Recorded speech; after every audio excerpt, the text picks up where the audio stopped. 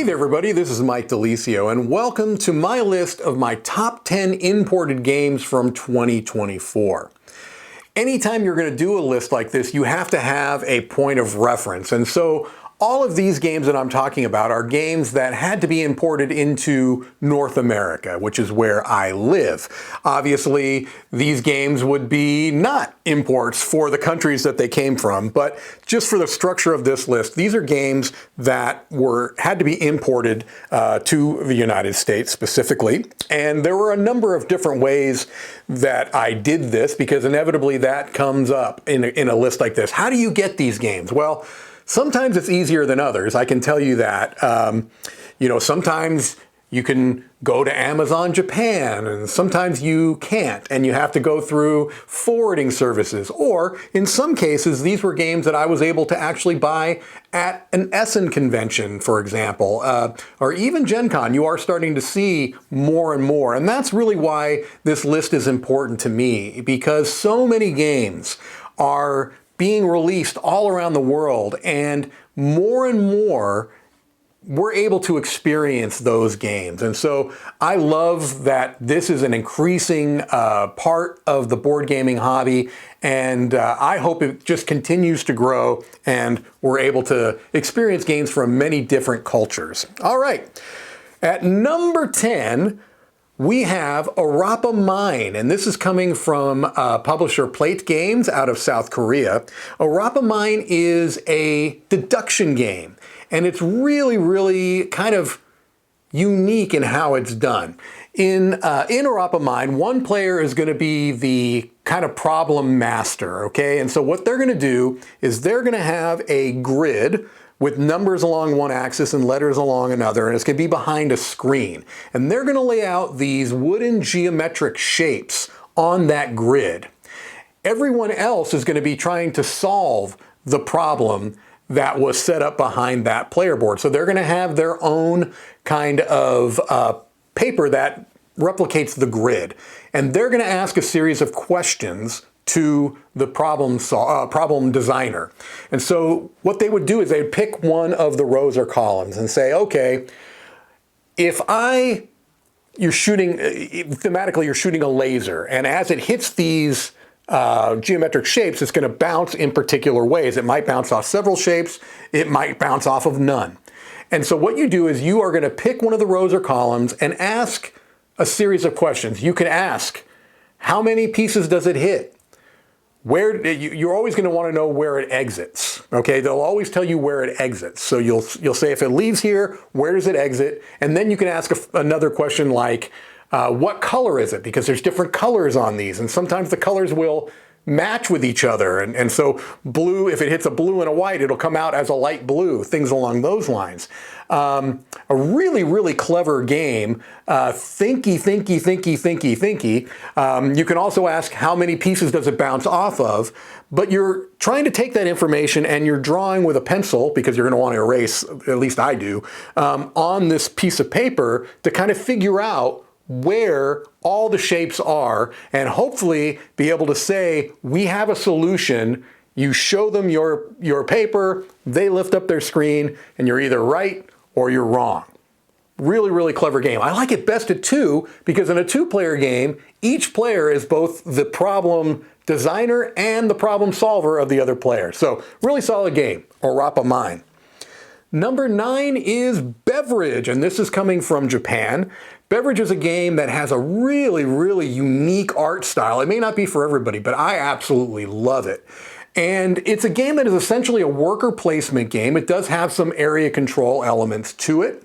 And it also has a very interesting economy where the money that players are spending are going to be going into this kind of it's a vending machine type of a thing that you open out and the money will spill out of it. And so the idea is that you are trying as a player to guesstimate, and also by looking at what other players have been doing, how much money is going into that vending machine. And so you want to get the most money. So you're doing a blind kind of bidding on this, where everyone's going to reveal how much they're bidding.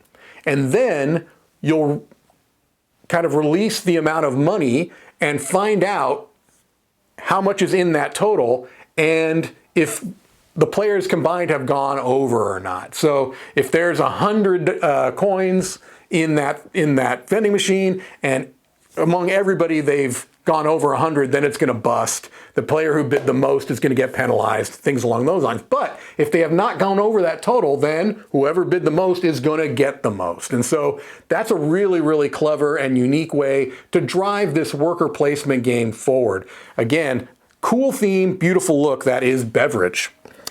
Number 8 is Merchants of Sky Islands. This is another Japanese game, and this one looks like Carcassonne, and in some ways it almost feels like Carcassonne, but there are some significant differences too. This is really an area majority game where you're going to be placing tiles onto a central board that is going to be made up of these tiles. So you're building the map or the board as you go. When you're placing these tiles, depending upon how you place them and where you place them, you're going to be gathering resources from whatever adjacent tiles you place to. And then you're going to be using those resources to build things that are going to give you influence on a particular island. And so sometimes those things are going to increase your kind of the influence, but there's going to do something different for somebody else. So it's just a really interesting game of wanting to place in such a way that you are getting the most influence and somehow, if you can, sniping onto somebody else's island that they've already established. Because you can't place where somebody has already established an island, but if it is not complete yet, you can kind of sneak your way in there if you play kind of sneakily, all right? So just a really clever game, simple to play, simple to teach, but a lot of fun. That is Merchants of Sky Islands. And number 7 is Cat and the Tower. This is a dexterity stacking game, and we've seen a lot of these. You know, one of the first things that might come to mind when you look at this is Rhino Hero. And there are some similarities to that, but Cat and the Tower is got a bit more going on. It's a little more involved than something like Rhino Hero. You are trying to get a cat to the top of this tower to kind of reunite with its mother, who has passed away. Really sad, actually, but a beautiful game. The heart is in the right place for sure. So it's a cooperative game where you are placing particular floors that have different heights and kind of roofs that go on top of this, and you are placing other cats that are going to fulfill missions that are going to allow you to build more of these things. And so it's a game that by its very nature, with these different height floors, you're not only trying to just stack on level pieces, which can be hard enough, but you're stacking on slightly unlevel pieces.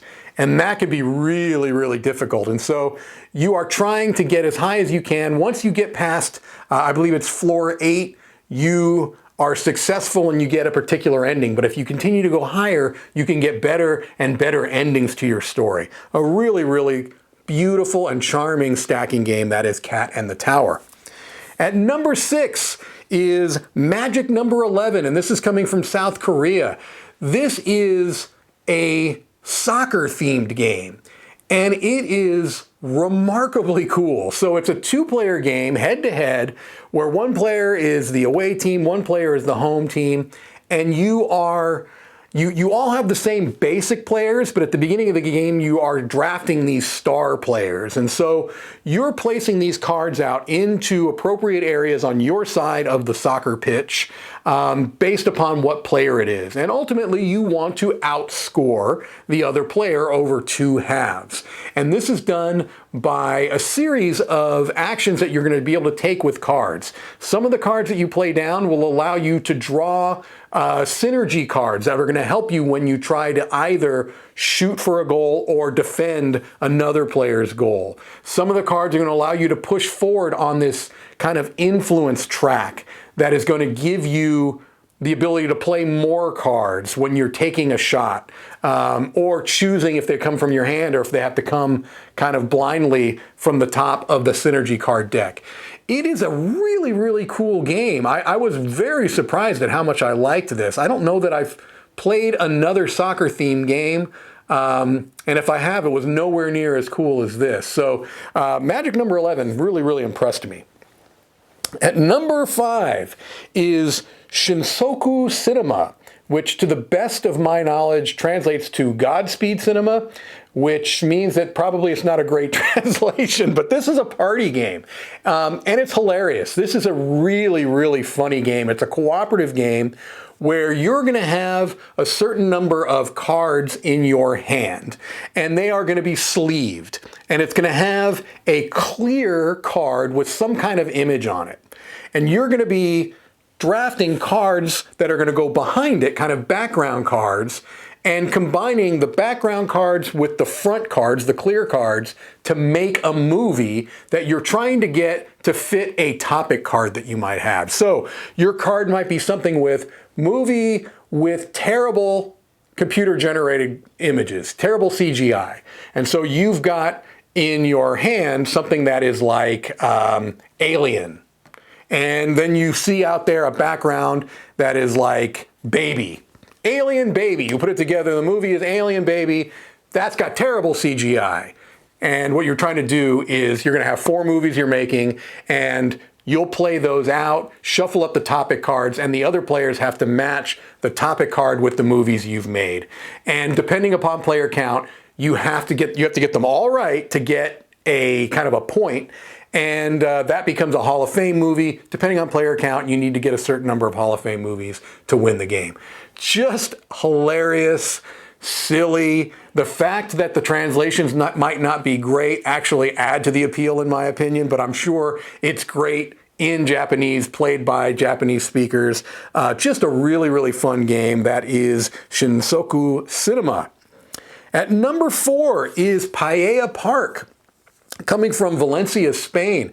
This is a game based around a theme park, an amusement park. And what you are doing in this game is you are going to the 4 different areas of the park, and you're trying to ride particular rides, go to shows, go to restaurants, maybe go shopping at their souvenir shops. And all of this is to score points. Essentially, you're trying to score the most points. But there's some really, really clever aspects to this. There's a lot of timing aspects to the game because there's a time track that you're going to be moving around. Everything that you do takes time, right? If you're going to a very popular ride, the wait is going to be longer there than for something else like just going to the souvenir shop. And so you have to take time into account. If you're going on roller coaster rides, some of them are more intense than others and might make you puke. And not only puke on yourself, but puke on other players. And at the end of the game, you've got a t-shirt on your scoring sheet that the number of stains on it are negative points. So really, really clever, really, really kind of irreverent, but beautiful in its own way and very, very unique. I really enjoyed Paella Park. At number 3 is Bricolage Heads, and this is coming from Japan as well.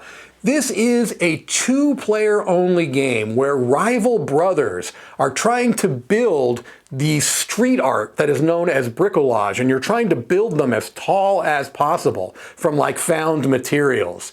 And so not only does it have this incredibly unique theme, and in my eyes, a beautiful art style and aesthetic, although that your mileage may vary on that because it's very stylized. But it is really, really cool. It's got this great card play where you have to play cards to go to the different locations, and then you are trying to go on a central map that's going to allow you to build these things to get people to come to your art exhibitions, ultimately scoring points. Just a really, really I've never played a game like this. This is unlike any other game I've ever played. It has this beautiful over-the-top production where you've got 3D buildings that you are building up on the board. It looks great. It's again, I can't get over how unique this game is. That's why it's my number 3 of the year. That is Bricolage Heads. Number 2 is Snow Planner, coming from Japan. This is a worker placement game, and it's a resource management game. It's a Euro through and through. This is a Euro-style game where you are running a ski lodge. And so I love the theme. I love the look of the game. It's not the most thematic game in the world, I will grant you that. But if you're going to have a game with not a lot of theme, why not have a cool one? So I really like the theme of this. And the card play, there's some unique player powers. This is, again, just a mid-weight, rock-solid design, Eurogame design. And I think if it got into the hands of more Euro players, it would get more recognition. Now, it had a successful Kickstarter campaign. That's how I got it. And it was successful enough, and there was enough demand for it, that there was a second Kickstarter campaign. So I'm hopeful that this game will get wider distribution so that more people get a chance to play it, because I really think more people need to play Snow Planner. And my number 1 game imported from 2024 is Atlas Lost: Rise of the New Sovereigns. This is coming from Japan. This is by designer Totsuka Chuo, who also designed Ostia and Aqua Garden and an upcoming game called Sweetlands. And this designer is becoming one of my favorite designers. Atlas Lost is an amazing game where you are going to be playing with 3 out of 5 potential modules, and each of them works slightly different. So you'll have something like culture or military or religion or science or economics. And depending upon which 3 are in play, that's going to really influence how the game plays out. You're all working for points. It's essentially who has the most points at the end is going to win. But it's a game built around tech trees, and I love tech trees. And so you're going to be placing out your agents, and where you place them, they're going to be basically giving you actions. So they're action spots that you can take. And as you build them in the top level, that allows you to get access to some more actions on a lower level that are more powerful.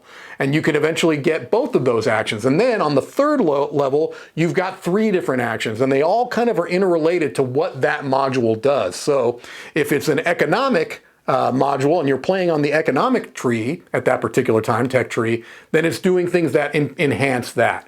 If you're playing in the military, it's doing things that enhance that. And so it's a game that also has clever card play. It looks amazing. The components are incredible. And this game just knocked me out when I played it. I've continued to play it. It has incredible replayability. I really hope that this game gets wider distribution. I know I said that earlier about Snow Planner. I'm even more adamant about this game because I really think this game is fantastic. And I hope more people get a chance to play it because it's really one that I know didn't make a lot of buzz. It was a Kickstarter campaign that I backed, really because of the designer specifically, but also because I loved the theme and the look of the game. Just a great game all around. That is Atlas Lost: Rise of the New Sovereigns, my number 1 imported game of 2024. Well, there you have it. That's my list of imports. I hope that this sector of the board gaming hobby continues to grow and that we see designs from all different parts of the world that are getting into wide distribution so we can really get the benefits of these different kind of approaches to game design, different cultural elements, all of those things that just make the board gaming hobby richer for their inclusion. All right, that's Mike DiLisio. I will see you next time.